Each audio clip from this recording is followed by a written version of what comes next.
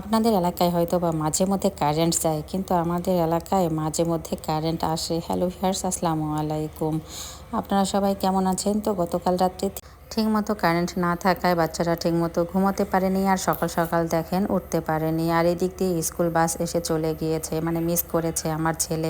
তো এখন কিছু করার নেই, বাবারও মন রক্ষা করতে হবে। ওর বাবাও কিন্তু গতকাল সারা রাত ঘুমায়নি, বাইরে ওরা বসে মিটিং করেছে। আর এই তো ভোরবেলার দিকে এসে একটু শুয়েছে। ও তো ভয়ে ডাকতেও পারতেছে না, আমাকে বলতেছে আম্মু তুমি বলো বাবা একটু রেখে দিয়ে আসবে স্কুলে। তো আমি গিয়ে বললাম, তো বললো যে ঠিক আছে আমি নিয়ে যাব। এই দিক দিয়ে দেখেন আমার ছেলে মোটরসাইকেল বের করে ও মোছামুছি শুরু করে দিয়েছে। আর ওর বাবা বলতেছে আমি যখন থাকি না তখনও কি তোমরা এরকমটা করো না, ঠিক মতো ও স্কুলে যেতে পারো। তো আমি বললাম যে তুমি না থাকলে ঠিক মতো সব কিছুই হয়। ও অবশ্য শুনে হাসলো। আর গতকাল রাতে আপনাদের ভাই মাছগুলো নিয়ে আসছে, ওই অবস্থায় ফ্রিজে রেখে দিয়েছিলাম। আর আজকে সকালবেলা রান্না করব, তাই ওগুলো বের করে আগে ভালোভাবে ঘষে নিয়েছি পুরো মাছটাই। এরপরে এই তো আমি পিস পিস করতেছিলাম। তার আগে অবশ্য আমি সবজি রান্না করে নিলাম। আর সবজির সঙ্গে এই তো আমি মাছ ঝোল করব। তো এক একজনের মাছ কাটার ধরন কিন্তু এক এক রকম।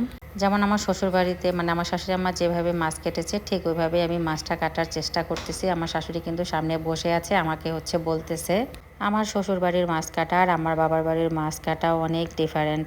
এর আগে মাছ নিয়ে আসছিল, তো গেদুবু মাছ কেটেছে। মাছের পিসগুলোকে এত ছোট ছোট করেছিল যে মাছের কোনো আঁশ বলতে গেলেই নাই, মানে খেতে গেলে মাছ খাচ্ছি না কি খাচ্ছি বোঝাই যায় না। তো যাই হোক, বেশি আঁশযুক্ত হলেও যেমন খেতে খারাপ লাগে, আবার বেশি মাছটা পাতলা হয়ে গেলেও কিন্তু খেতে ভালো লাগে না। মিডিয়াম একটা সাইজ হলে কিন্তু দেখবেন ভালো লাগে, সব কিছু ভেতরে প্রবেশ করে।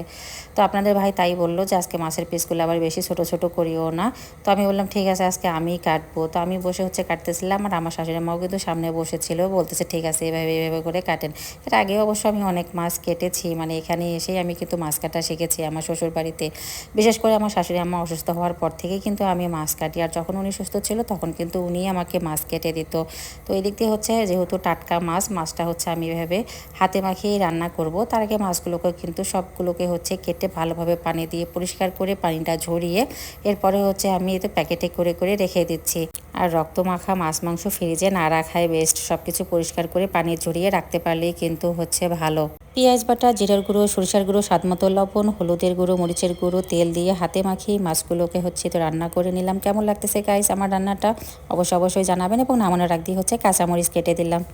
আর আজকে আমাদের বারান্দার কাজ চলতেছে। এই তো বারান্দাটা আমরা বড় করতেছি, এখানে আমাদের ডাইনিং আর ড্রয়িং স্পেস হবে। তো এই কাজগুলো আমাদের অনেক দিন থেকেই চলতেছে, মাঝখানে বিভিন্ন কারণে আবার কাজ বন্ধ থাকতেছে। আর এদিক দিয়ে শাশুড়ি আমার জন্য ডাব কেটে দিল আপনাদের ভাই। আর পুরোপুরি কাজটা হয়ে গেলে এর সুন্দর একটা ভিডিও আপনাদের মধ্যে আমি অবশ্যই দেবো। তো সবাই ভালো থাকবেন, সুস্থ থাকবেন। ভিডিওটা এখানেই শেষ করলাম। ভালো লেগে থাকলে অবশ্যই ফলো দিয়ে পাশে থাকবেন। নেক্সট ভিডিওতে আপনাদের সঙ্গে দেখা হবে। Tata bye.